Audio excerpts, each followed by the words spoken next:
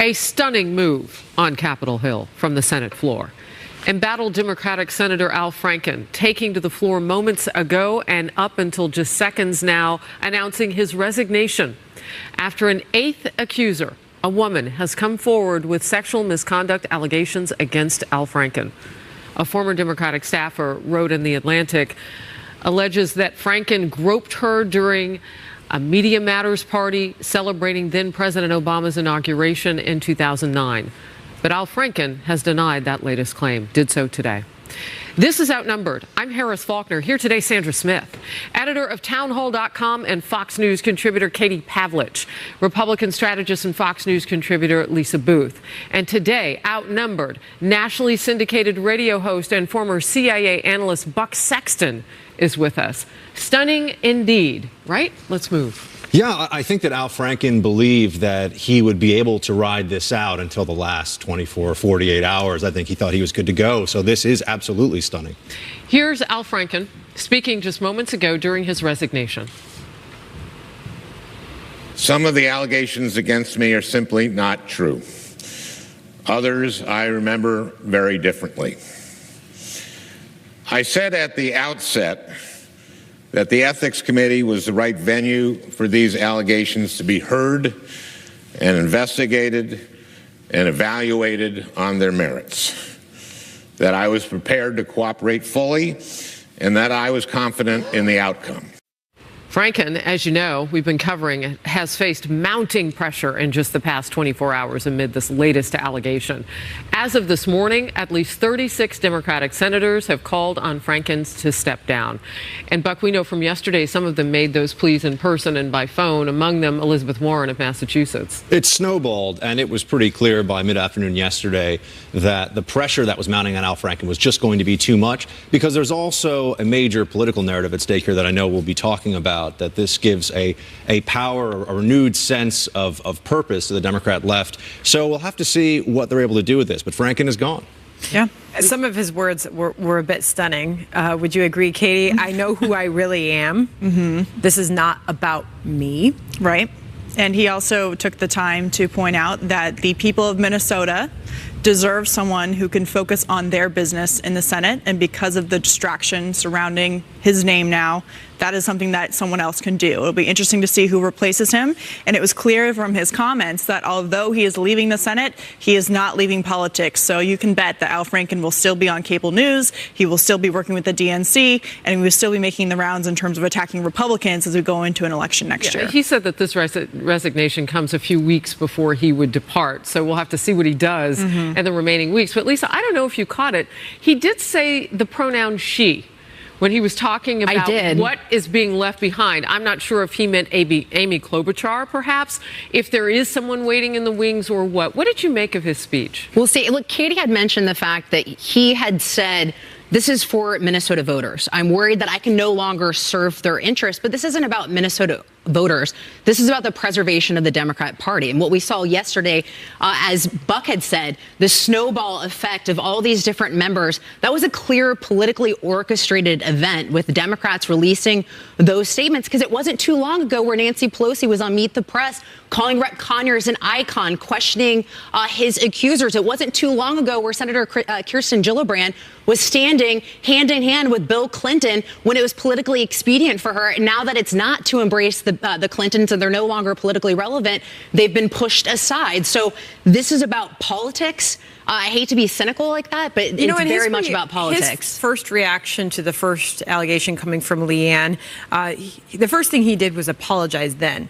I'm not so sure we just heard an apology on the Senate floor. In fact, he went as far as to say some of the allegations against me are false. And he said he did not recall the incidents the same way the alleged victims did. Some of his statement was Al Franken saying, I'm not calling these women liars, but I am saying that I would be proven. Yeah, but I kind of am. But I am. I am saying that if this process were able to go through the Senate investigation, then they would find that some of these are untrue allegations. As to the female pronoun that he used when he was talking about it, was very notable. It looks like the lieutenant governor in Minnesota is the most likely to step in here. And that also just goes to how this doesn't really affect the Democrats politically at all. This is a very blue state. Which is why it's going to be a blue seat. But it's easy for them. It's the narrative. Right. This is an easy call for them politically. And this tipping point happened yesterday and the day before when female Democratic senators came out in opposition to Franken saying that he needed to resign. But it took them 7 victims to come forward before they did that. And I don't necessarily think they should be glorified as profiles encouraged as a result. Why is it that the first and second time they weren't interested in coming out with that proclamation? And once you're the 24th it's an senator, interesting question, because you also had the exit point of the longest serving member of all of Congress, John Conyers, just 24 hours before. I want to get this in, though. I don't know if you caught it, but he, on 2 occasions in his speech, mentioned the late Democrat. He was a firebrand, Paul Wellstone. He said the future belongs to those who are passionate and work hard, notwithstanding maybe Walter Mondale, perhaps the most famous Democrat from that state. Well, look, I think there's another side of this conversation that often doesn't get discussed. And there's clearly photographic evidence with Al Franken here. But there is a concern that in this 24-hour news cycle and with social media, we're so swift to, like, this mob mentality to get justice that I worry that there are going to be innocent people caught up in this. And there has been instances of false allegations. Well, that's why you have an ethics investigation. But, so he's we're not allowing that system. Yeah, exactly. Right. Yeah, but that system is notorious. I mean, anyone who is honest on Capitol Hill knows that the ethics committee is a black hole for anything, which is exactly why people who do things wrong want the ethics committee to investigate them, because they never actually come up with any consequences for what they have done. One of the first women to step up of his alleged victim said it's where allegations and investigations go to die. But then what's the due process? Because we have seen false allegations in the past. And even take yourself back to 2014 and Ferguson. We have people like Officer Darren Wilson, whose life was ruined and he was falsely accused of doing something he did not. So, and he was indicted for that before we even let the justice process play out. There is no justice process in a lot of these situations, though. For just a second.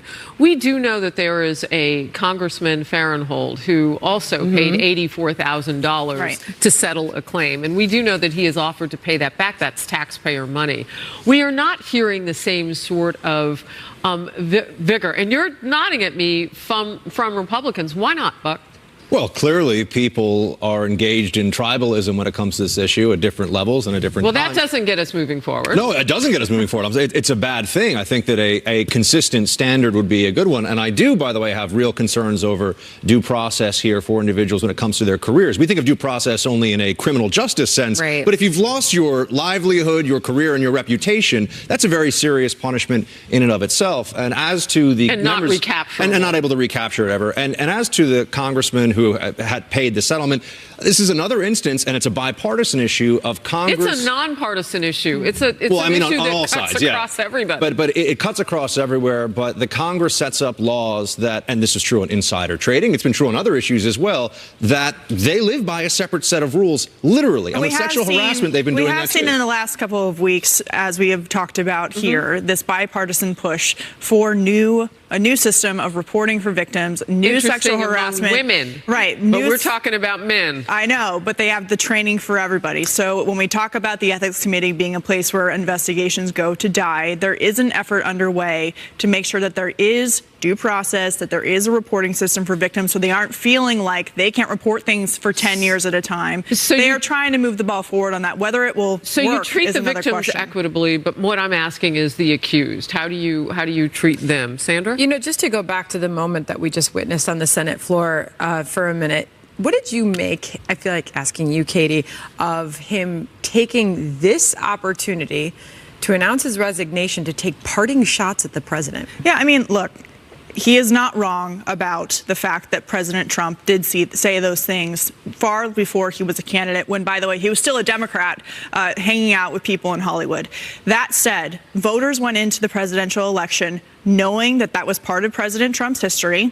They voted for him anyway, and they put him into office. And that is the question that we've been grappling with here, in the sense of the private sector handles these things very differently than the public sector. Electing someone based on what you know about their history, including tweeting, saying things like that, is something that was out in the open. And for Al Franken to take his chance at the Senate floor as a political point, I guess it's not surprising, but when it comes to these resignations, I wish they would just peace out, do the Irish goodbye, say goodbye, leave. But the reason he invoked the president's name, and they're also going to do this with Roy Moore as well, who's probably going to get elected and go to the Senate, is now that Al Franken has fallen on the sword, they're going to turn, and the entire narrative, the entire conversation that's going to be in this country, even the mainstream media, also within the Democratic Party, is going to turn on President Trump, relitigate the allegations that were made against him during the campaign, and also with Roy Moore. So what you're saying is separate from the bus incident. Al Franken, this is where the party is going. That's what we just heard on the Senate floor. This is where the Democratic Party is going. This is where the mainstream media is going. The war on women has been redeclared. And once again, the victims then get drowned out, right? The women who have fiercely come forward, if it turns to that, it still doesn't focus on solving the problem. Wow. Should we Irish goodbye now? Yes, to the T's. Or do we not have T's? We don't say anything, it just goes. No. Just peace out. Okay, so our conversation continues. Obviously, the show does as well. We have a lot going on this hour.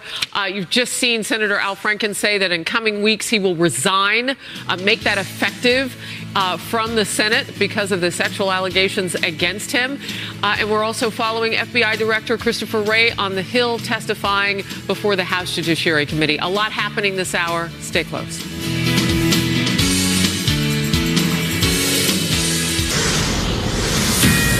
Today, I am announcing that in the coming weeks, I will be resigning as a member of the United States Senate.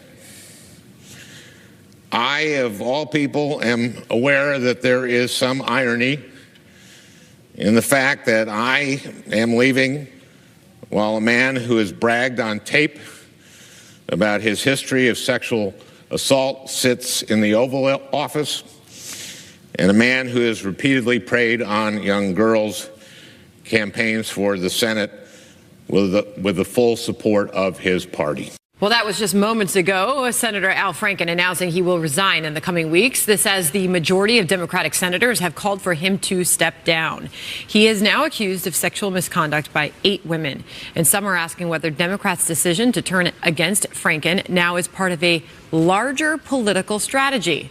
The Hill is reporting that Democrats are looking to use sexual misconduct allegations against Alabama Senate candidate Roy Moore to target Republican candidates in some key Senate races next year, pushing them on whether they support the RNC's decision to back Moore.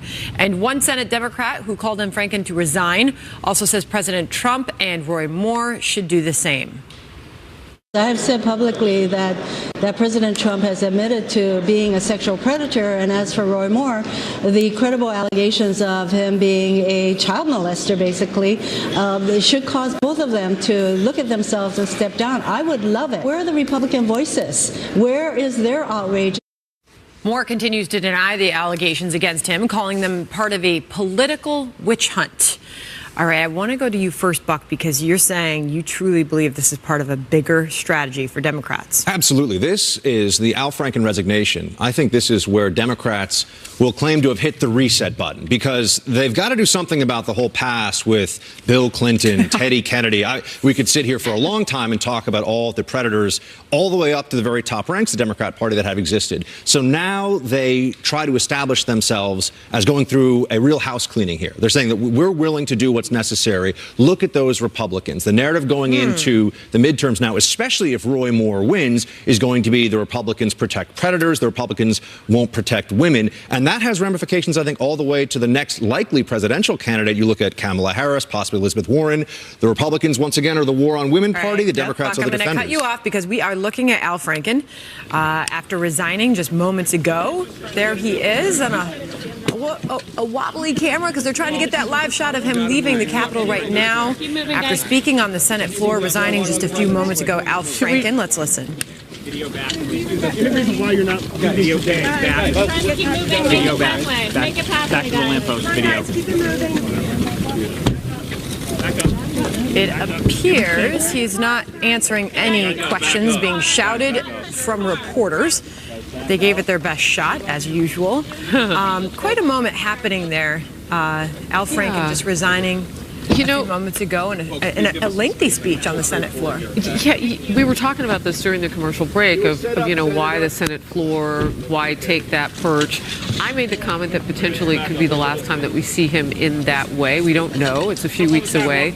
But we knew that he would be coming out of this door, and so we wanted to catch. Sometimes you'll get that wild audio of him taking a question because no one has been able to ask him anything that we've seen on the record on camera since that lengthy speech. And all reporters, I have to imagine at this point, have one big one. Why there and why today? And Buck, you were just talking about the strategy of it all. Is there risk in this for Democrats? No, I think that this is why Al Franken had to go. I don't believe he wanted to go. I think he thought that he could have fought this out and in the end would have been okay if it weren't for pressure from within his own party, not because they have all of a sudden discovered morality and ethics and fair treatment of women, but because they see the long-term play here, which is that Democrats set themselves up at the party of women, Republicans are the party of predators and oppressors, and that's the narrative for the midterms and the general. I've seen this. I've worked in politics for a number of years. I worked on campaigns. I worked on Capitol Hill. I worked for campaign committees.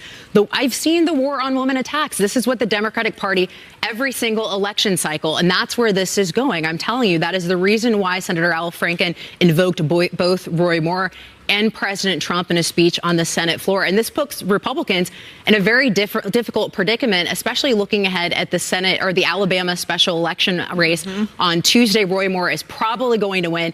And what do Republicans do? Do they take the unprecedented action of trying to expel a duly elected senator?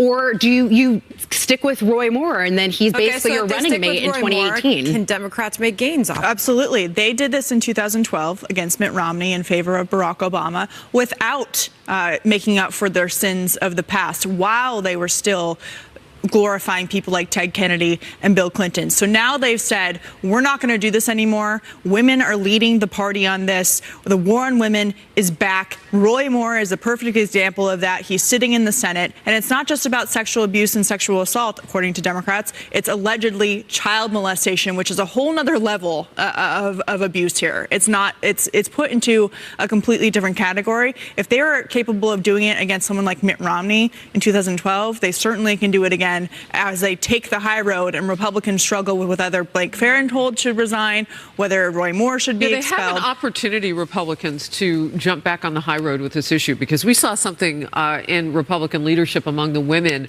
Marsha Blackburn, Barbara Comstock, and several others as they were writing bipartisan legislation last week and put forth bills on two issues. One, the sexual harassment training and how they're going to put forth a structure for women to be able to report things as they happen, and also to reveal the names and the allegations and the settlements in that slush fund that there we should found be out about, I mean, right? So the women are leading within the party on this issue as well for Republicans. Will the Republican men begin to do the same thing? They should get on board. I mean, that's been a complaint for years, is that they've been kind of take a back seat and don't say much. There are Republicans who have stepped up to the plate to condemn a lot of this kind of behavior. So they don't have to cede this narrative. They can own it. I think you will see calls for Roy Moore to step down if he wins on Tuesday, and also remind you if he will not. He will not. But there's also a question about the precedent you sent. If you're the Senate and you decided to move forward with it, trying to expel him and vote on that, what precedent? There's been times in history where a party has had 2/3 majority. So how is that used in the future as well? So I mean, I do think these are a lot of questions that senators have to grapple with and think through. Well, that's the strategy now of having Roy Moore get elected, and then Republicans have the seat at least, and they can replace him with someone else. Well, that's what John McCain said. Constitutionally, that's what they would do. All right. Right now, the new director of the FBI getting grilled. He was getting grilled on Capitol Hill, front and center, whether or not a possible biased member of the special counsel's team tried to tip the scales of justice in favor of Hillary Clinton.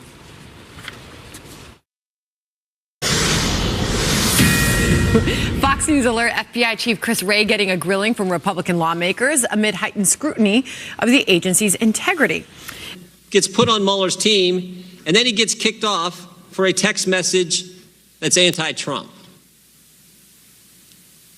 If you kicked everybody off Mueller's team who was anti-Trump, I don't think there'd be anybody left. So there's got to be something more here. Whoa, some strong words from Jim Jordan. Chief Intelligence Correspondent Catherine Herridge is following today's hearing for us, and she joins us now live from Capitol Hill. A contentious moment there, Catherine. Well, that's right. So we're entering the third hour of this rare public testimony from the FBI director, and he's taken several questions from Republicans and Democrats about President Trump's tweets, specifically the one over the weekend about the FBI being in tatters after the 3-year tenure of Director Comey, who was fired by the president in May. And in his response, Director Wray defended the Bureau, but he also acknowledged the recent reporting about Agent Strzok and the alleged political bias. The FBI that I see is tens of thousands of brave men and women who are working as hard as they can to keep people that they will never know safe from harm. On Peter Strzok, what we know from Justice Department officials is that it could take several weeks to comb through the more than 10,000 texts between Strzok and an FBI lawyer with whom he was romantically involved. Both, at one point, were part of the Russia probe, but have since been given other assignments. Also, the revelation this week that Andrew Weissman, a senior Justice Department official assigned to the special counsel probe, sent an email to then acting Attorney General Sally Yates, praising her for taking a stand against the president and refusing to defend the controversial Muslim travel ban. Here's how it divided along political lines earlier today in the hearing. It is absolutely unacceptable for FBI employees to permit their own political predilections to contaminate any investigation. Even the appearance of impropriety will devastate the FBI's reputation. I predict that these attacks on the FBI will grow louder and more brazen as the special counsel does his work and the walls close in around the president and evidence of his obstruction and other misdeeds becomes more apparent. In virtually every case and question related to the Clinton email investigation, FBI Director Wray said that he was waiting for the independent review of the Inspector General into all of these matters and the activities of the FBI agent and whether there was undue political bias in this case.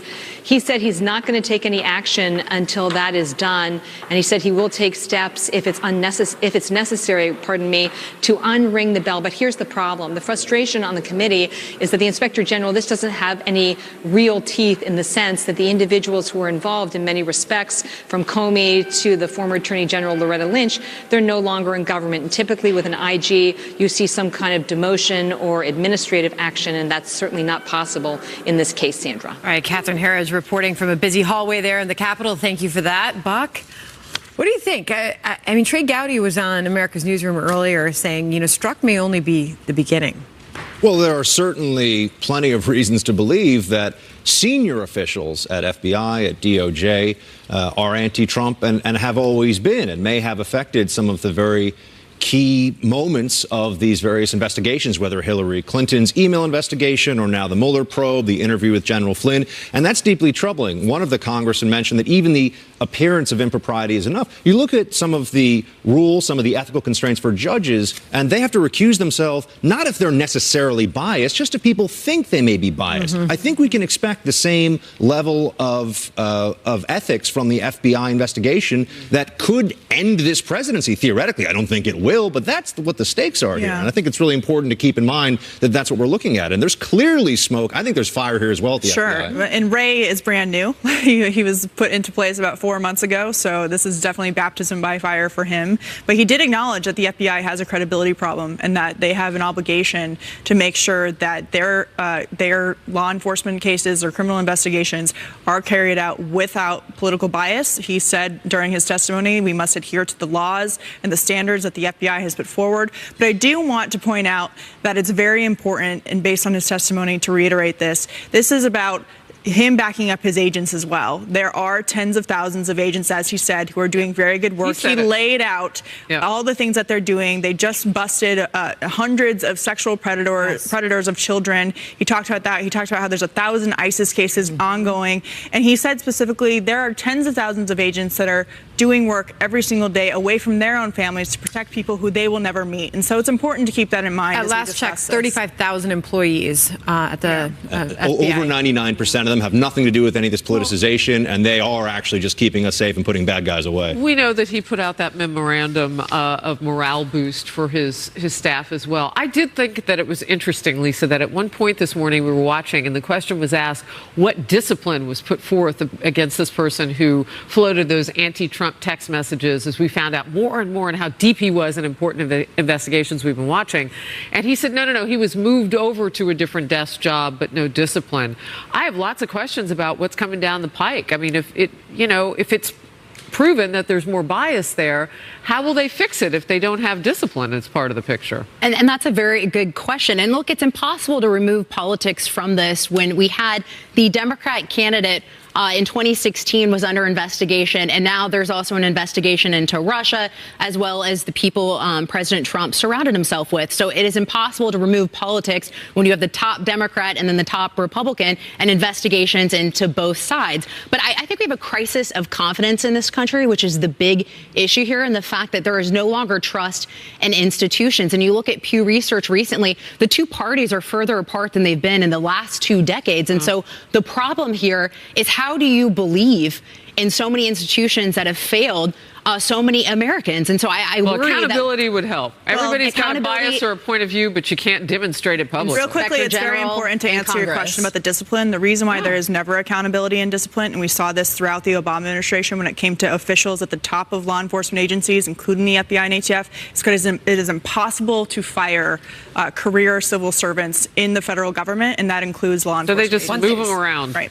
One thing is for sure, Chris Wray has a huge responsibility and a huge job to do. All right, Congress's top 4 leaders heading to the White House today. Last time around, the Democrats standing up the president ahead of their meeting. And already a feisty exchange over who would be to blame in the event of a government shutdown.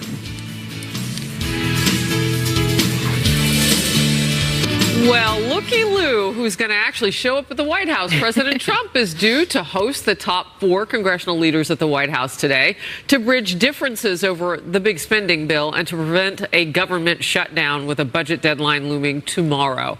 This after the president ripped both Nancy Pelosi and Chuck Schumer as weak. Remember last week, the Democrat leaders bailed on a White House meeting to talk about the president's end-of-year agenda after he tweeted the Senate minority leader seeming to gloat over the president, re-inviting them back to the White House. We showed the president no games. This is serious stuff. We think he learned, and he invited us back this week. Meanwhile, the president yesterday said that any shutdown would be the fault of the Democrats and blaming their resistance to strict curbs on illegal immigration. Watch. They are looking at shutting down. They want to have illegal immigrants, in many cases, people that we don't want in our country. They want to have illegal immigrants pouring into our country. And just this morning, House Minority Leader Nancy Pelosi said Democrats have no interest in a government shutdown and says she hopes the president is more receptive this time around. We were concerned when the president started mocking the meeting and saying there'd be no deal and all that. And we thought, well, if you're not ready to talk, then we're not ready to come. Now he has made the overture for us to go. Hopefully that means he's more receptive to finding a solution. You know, it was almost like between two ferns, because the president sat between 2 empty chairs when they didn't show up last week. So should this just had get some cardboard drama cutouts. to it already, but this is extremely important. I It mean, is. this issue is important. So they've come together. No one can really brag about the fact of how they got it, or can they? I don't think there's going to be a government shutdown. I think that every time we get into this debate, it's an opportunity for people to do a bit of grandstanding, but the Republicans, at the end of the day on this one, I think are still worried about it. Although Trump is the wild card here, the Republicans in Congress, I think they'll cave on this absolutely. Yeah. And I would note that moment of optics of the 2 empty chairs Between two next chairs? to Donald Trump, that was brilliant. It sounds like a new show. Nancy Pelosi and Chuck Schumer did not I don't come know, out though, looking about that sweet after image, that though, one. because if you didn't know what was going on and you look at it, it looks like they're just not friendly with each there were a other. lot of It fun looked like they were meetings. There was a supposed to lot of show stuff. up and they weren't supposed to be there. because the name placards were in front. I think you had, So you you have had to a look sense They of were like, still recovering. Nancy Pelosi and Chuck Schumer, based on the statements that they've made about the meeting today, are still trying to recover from the political optics of that. They thought that they were You think? sticking it. Oh, yeah. They thought they were Definitely. sticking it to the president, not going to go. And then they showed those 2 empty chairs and said exactly what you Thought it just was said, effective? and said there is serious business at stake here. Paul Ryan talked about the military needing to be funded. Mitch McConnell called them out and said, look, I would have never done this to President Obama just out of basic respect. And then there were Democrats who said, but you did, and blah, blah, blah, blah, blah. I think they should have got it pretty bad. But at the end of the day, they are coming together because they need each other to get this done. And they couldn't not show up twice. He should have got cardboard cutouts of Nancy Pelosi and Chuck Schumer. I think that would be funny. But look, it's not just with Democrats either of trying to come to what the continuing resolution is going to look like, what the stopgap funding measure is going to look like, and what the process. Do they do a 2-week bill, which is what they're thinking Mitch about? McConnell has been putting forth It's also with the House Freedom Caucus, because you remember the motion to go to conference in the House was temporarily paused because the House Freedom Caucus were trying to get concessions from leadership because they want to decouple the tax reform bill out of conference and decouple it from the spending bill as well, because what they're worried about is things like the Obamacare subsidies are going to get thrown in this, and things that they don't like are going to get entangled in all this. It's Thursday. So it's not. The there's chances also of that happening now are probably greater. But there's also divisions with Republicans, is the point. It's now or never on a shutdown fight that Republicans can win. They have the House, they have the Senate, they have Trump. If we're going to wait until a midterm year, there is no chance you're going to get Republicans to show some spine. So you're on this saying one. don't kick it down the road? I'm saying don't kick it down the road if you want to take this seriously, because if they're not willing to fight now over this, if they're not willing to show that the Democrats are absolutists on the issue of illegal immigration and being as far as the possibility of a shutdown, I'll go back to stock market does not lie, and today it is in record territory. There doesn't seem to be a whole lot of jitters. No shutdown when it comes to the there will be no shutdown. Bud Sexton officially on the record as no shutdown. I'm here with the no shutdown. Republicans do have a lot to prove here, because this is the first big shutdown fight, and if they're not willing to show Democrats that they're in charge, they're not only going to be in trouble with their voters, but also when it comes to next year and being questioned about what they're willing to stand up for, even when they're in power. Dems are in the minority, though, so if they don't support a I really wish stopgap you had measure, an it's on opinion, them. Buck. Sometimes. It's good to have you here, by the way. All right, Donald Trump Jr. is invoking attorney-client privilege during his testimony before House lawmakers on Capitol Hill. He was there yesterday. Now, the top Democrat on that committee says he wants answers, and he's willing to subpoena the president's oldest son to get them. Is that a good move, or could we be seeing a double standard at work here?